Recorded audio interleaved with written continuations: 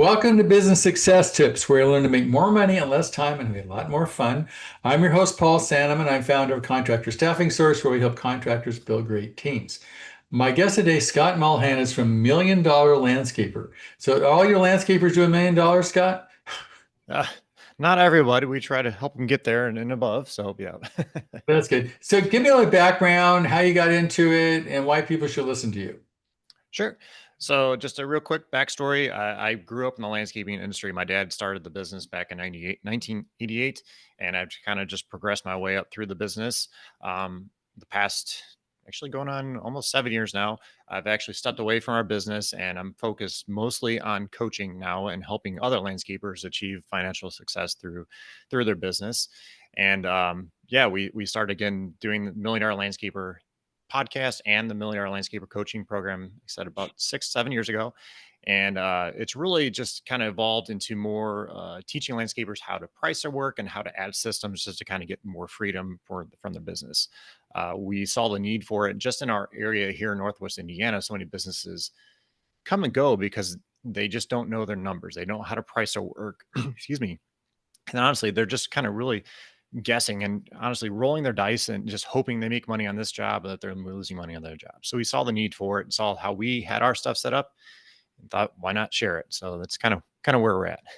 Well, now, Scott, one of the problems I had as a coach, and maybe you can tell me how you solve it, is how do you take somebody from, I'm going to call it craftsman, like a skill, like a landscape person, to an entrepreneur and a business person? How do you make him make that transition mentally? It's a little tough sometimes. A lot of them get stuck wanting to be out in the field. And I kind of honestly lay it out to them like you kind of have two choices here. You either have to take the reins and say, I'm going to be an entrepreneur and start learning all the things that goes with it, or you either have to hire somebody else to kind of take over those things, and if you want to stay out in the field. And I kind of give them that choice, and they're like, well, I'd rather have that kind of stuff. I'd rather not be working all my life and busting my back and those types of things.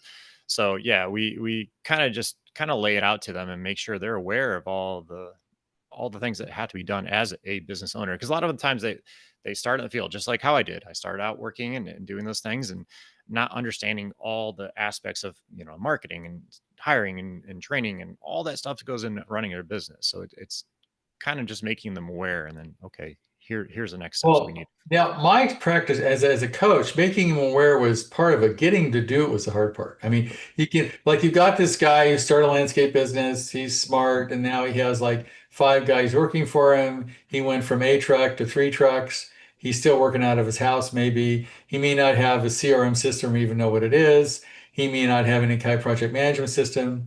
How do you like help these guys make that shift? Because I know people listening to this podcast, they're all contractors, and a lot of them made the shift successfully and not.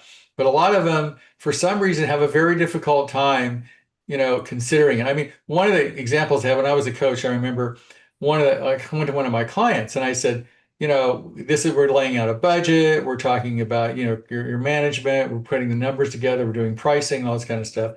They said, you don't value what we're doing. And he goes, bullshit, I took off work to do this. Yeah. Oh yeah. It's true. It's true. You wouldn't believe how many meetings I've missed with clients because I'm just busy. Like honestly, I had a meeting this morning I was supposed to have at 10 o'clock to discuss marketing. I can't make it today. I have rain coming in. I got to get the job done. Right. And the problem is I have the same thing. People are paying me like from two, three, $400 an hour and they miss the meeting. And I go, Yeah. dude, you're going to pay whether you show up or not. And they wouldn't show up. Right. Yeah. So you've been doing coaching while you've been working with these guys. Do you have any like advice or whatever to tell people of how to understand the value of working on your business, working in your business? Well, so I kind of step back and say, okay, where do you want to go? Where do you want your business to be? Where do you want your life to be in 5, 10 years from now? And heck, even 1 year from now, what do you want to be? Do you want to be the person that's out working in the field and humping dirt and shoveling and doing all those things, mowing, or whatever it is that you're doing? Or do you want to be the one that's kind of growing the business and be able to spend time with your family and spend time, doing things that you want to do, golfing, fishing, whatever it may be, and kind of get him to kind of open up about that. Okay, you want to be that person. Okay, what can we do from here? What can you start getting rid of right now? What can you start getting off your plate? Is it start getting a system set up that your jobs can run without you?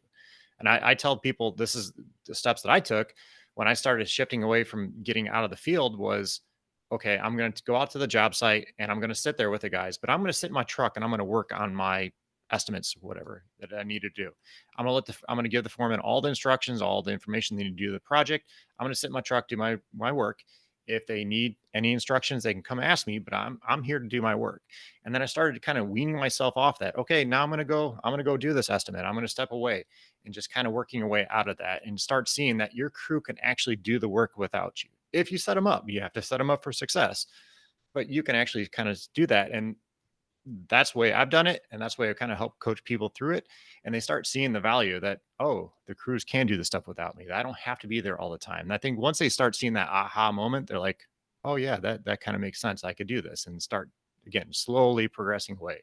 That's the way it's worked for me. And that's the way I've helped coach clients through that. Okay, now, Scott, do you have any kind of a recommended dashboard that you have for your clients that they look at on a weekly or daily basis to know what's going on? If so, how you implement that? Yeah, there's a couple different things. So for most contractors, we want to have a couple different things. One, how much money do you have in the bank? Like, do you have cash in the bank to make payroll and do all the Right. pay the bills and all that stuff? Two, I'm a huge fan of understanding the time the jobs are going to take. So the crews are out supposed to be scheduled for this project for 80 man hours, 110 hours, whatever it is, and then what the actual hours are, budgeted versus actual hours. I need to know that for every single job, and then you can kind of have that on there, because I see so many landscapers they just don't know how much time it's going to take. Okay, so we have to start doing that. So, how much money you buy Now, when in you, your when bank? you, when you do that one, Scott, but how much time it take, and you have, budgeted versus actual, is that is that before the job, after the job, during the job? When do you get those numbers? So the budget is obviously when you're doing your estimate, we should be figuring out Right. how much it's going to take. And then during the hours or during the progress of the job, I should say, we need to be tracking that. And the crews need to be reporting whether you have the computer software or you do by hand. I don't care, but there needs to be some kind of tracking along the way. That way, halfway through the job and you're not anywhere near completion. Okay, what do we need to do? We need to stop what we need to figure out what we need to get on back on schedule. And then obviously after the job is done, we want to look exactly where we're at. Did we go over or under whatever we're at? Um, so again, money in the bank, what our hours are, how many leads you have coming in. Do we need to be tracking? Are we getting enough leads coming in? Where are we at? What's our average sale ticket? Those are some of the main numbers that I have. The landscapers kind of track just to see if they're staying on track. I don't like to have too many things because they won't track it all. They won't even Right. monitor it. So those are the main things I really ask them to check. Okay, now what do you do if a landscaper, let's say I'm gonna, I don't know, do this backyard and I have 300 hours, man hours scheduled to do this backyard, whatever the number is. Okay, it's a big backyard. Yep. Now it looks like I'm halfway through it and I've used 250 man hours, right? I know that happens occasionally.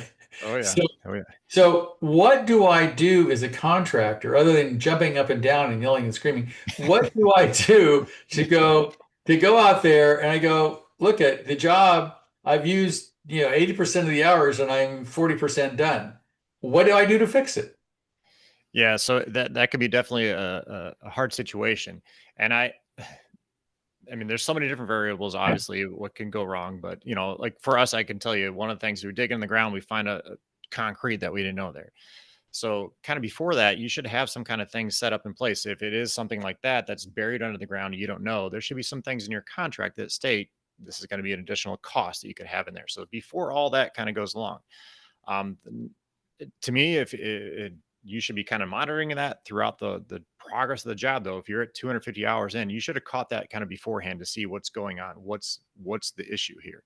Um, Otherwise, sometimes if you underestimate that job and it's on you as an estimator, you need to be learning from that. So future projects that are similar, we need to be collecting that data and future projects in the future, looking at what can we do, where did our crews go wrong, and this is where estimating with production time for, and I would imagine most general contractors need to have that kind of idea and have those numbers and production hours for production rates for everything they do. And to me, that I take it as a learning experience. Yeah, it's may stink on that job that you have going on, but you have to learn from it. I mean, if you're that far along, you only have 50 hours left, you're going to be eating something.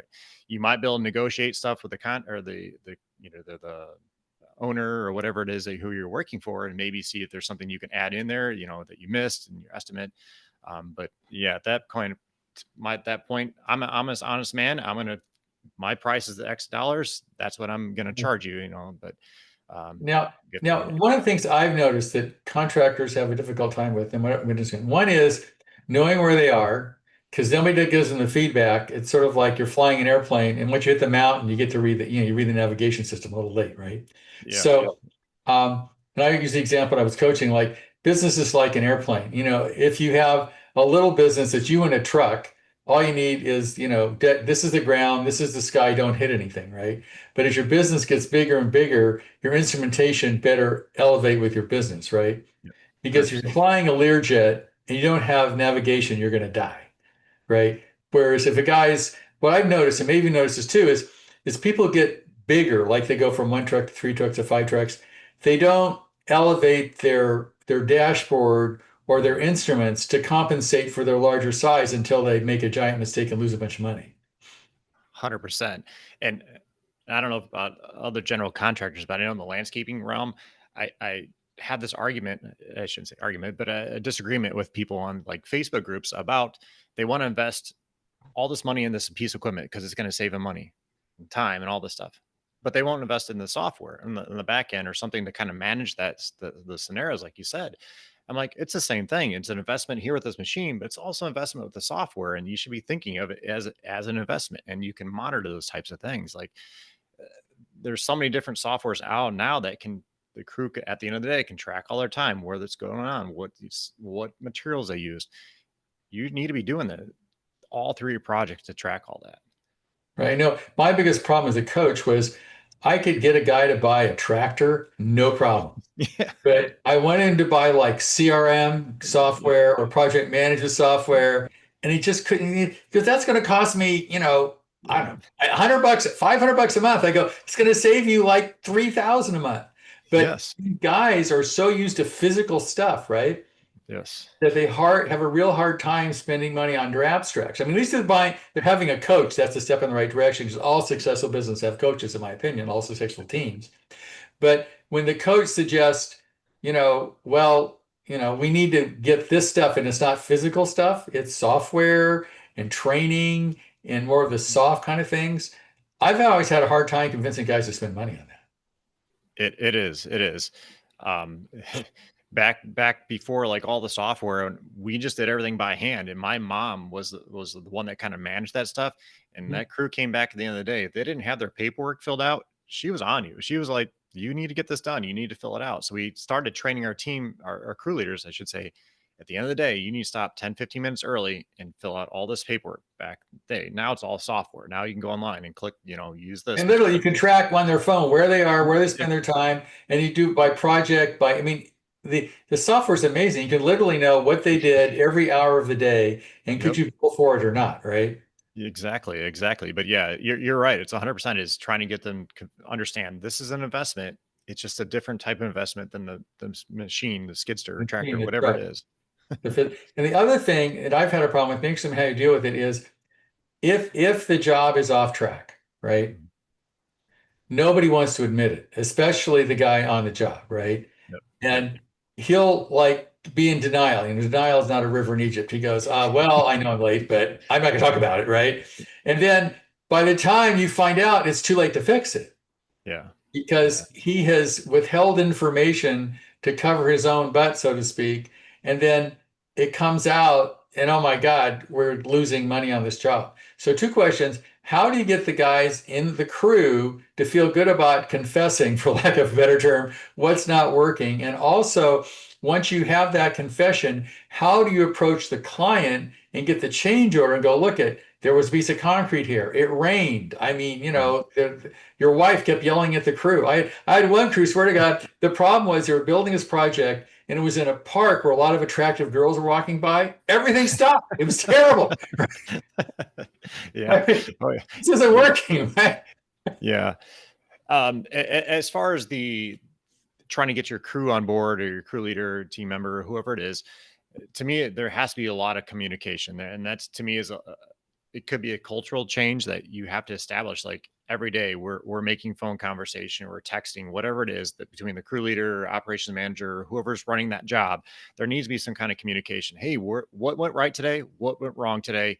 What do we need to do tomorrow? Are we on track? Are we off track? That should be a daily conversation. I don't care again if it's text, email, phone. There needs to be some kind of daily communication between you. Especially like I work with some clients. The main shop is in LA, but they're working in, whatever, a town far away, and they don't see that crew. Again, there needs to be that communication. That's the only way you can stay on track with this project, especially large. Or if you have like an operations manager, maybe they're doing visits, site visits, and going in there and checking on that. That's the other to me, that's the only ways that you can stay on track. But there has to be an open conversation. And just like anything, there has to be buy-in from that crew leader. That what's in Right. it for me, as we always say, that what's in it for me. Well, what's in it for them? They're not going to give you information. There's no benefit to them. Okay, well, if we, stay on track and we're ahead on hours, maybe is there some kind of bonus tied to that? You know, they see that they're okay, but there's bonus tied to it, but there can't be any callbacks, blah blah blah. But there's could be a system that put in place for that. Um, as far as dealing with the customer, to me that should be something that's notified right away. So if you're digging in the ground, you come up a chunk of concrete or something that's not supposed to be there, that that's going to slow the job down. I always recommend that there's a picture taken right away, and we communicate that with the customer as soon as possible. There's all those different softwares out there now that you can send stuff, but text to me is or email, however the communication is developed between the customer, that should be notified to them right away and say, okay, this is going to take a little bit more. We're going to have to do a change order here. It's going to cost this much money. It's going to take this much time. We're going to extend our time. So that to me is the only way you can kind of handle that. But it has to be done as soon as possible. If we wait till the end, it's too late.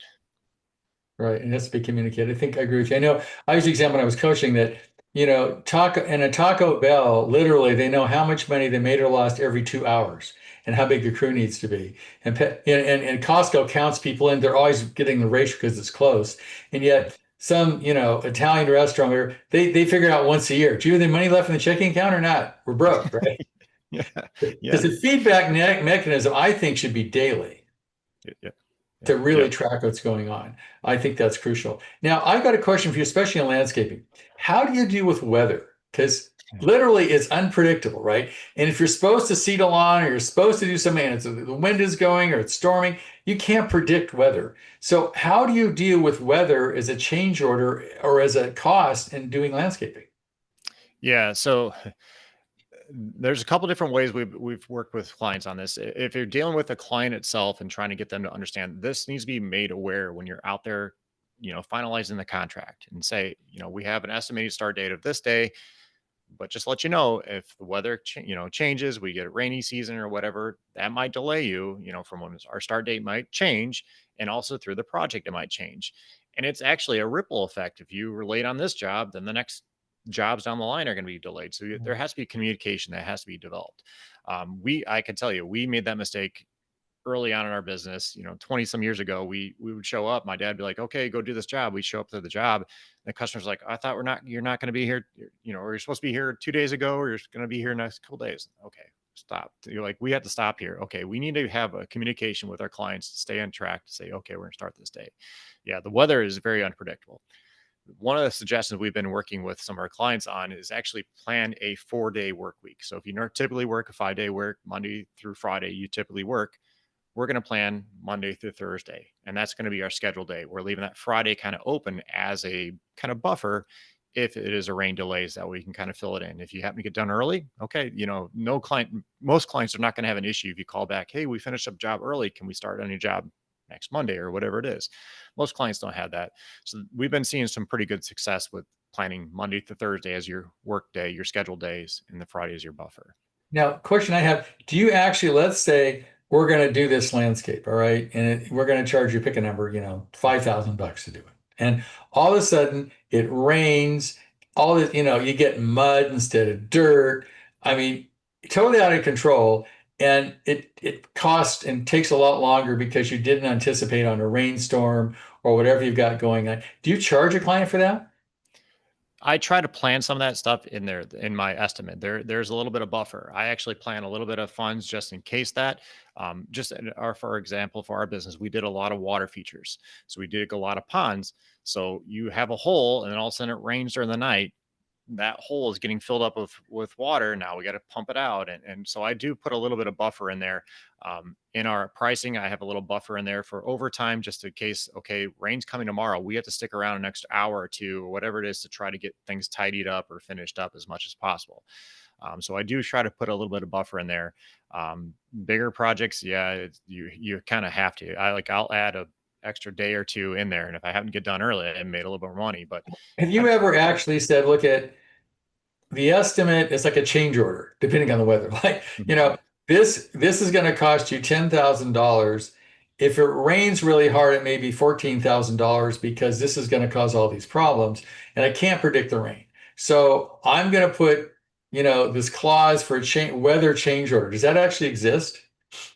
So we've never done that. I've heard some people that have put a little clause in there that it not so much a change in price per se. It was, but if there's a pumping fee or something like that, yeah, there might be a little bit change. But most of the time, it's more of a time issue because what we've always tried to do is, we're doing this main project here and it rains. I'll call that client up, say, we can't continue this project until it dries up. So I'm going to pull off this project for a little bit. I'm going to go do another smaller project that doesn't care if if it's wet or whatever. So we kind of fill those things in, and it's kind of a shuffle game sometimes with the landscape field, just to, because And do, yeah, do you ever send guys home because look at it's raining, we can't work? yes, oh yeah, we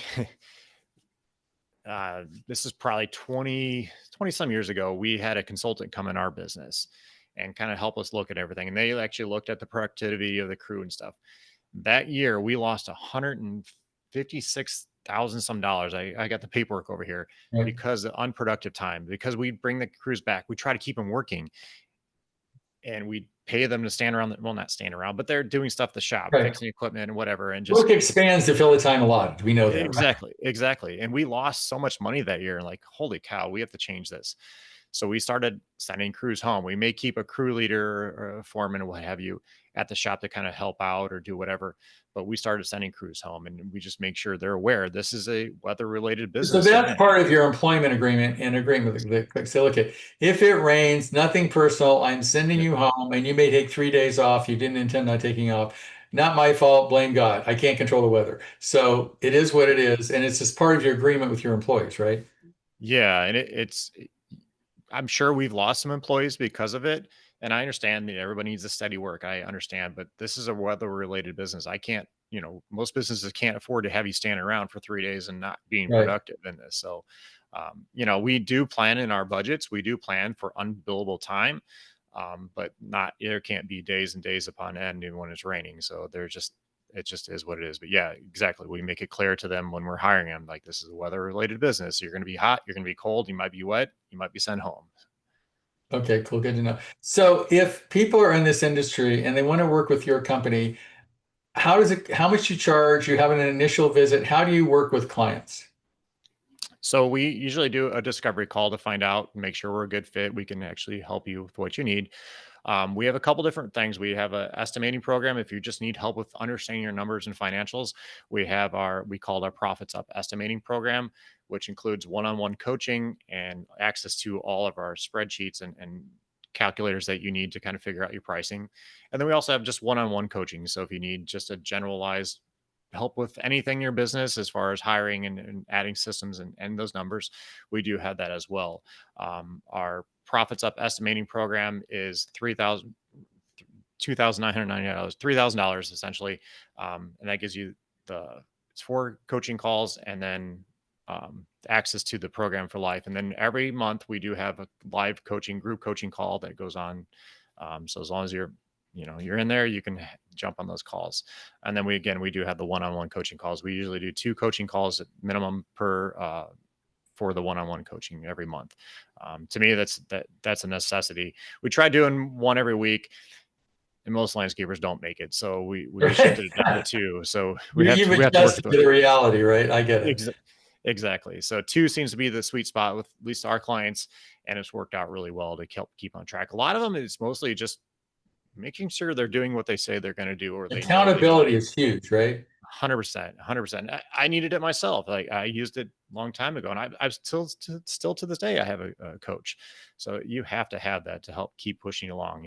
Everybody has those lows and their little moments Well, in their I life. never heard of a successful team that didn't have a coach, right? Exactly, exactly, So, exactly. well, Scott, I appreciate you being here. And if you're in a landscape business, you should definitely give Scott a call because it's always cheaper to learn from other people's mistakes than your own, right? Yeah, we've made plenty of them. Thanks, Scott. I appreciate your time. Yeah, thank you, Paul.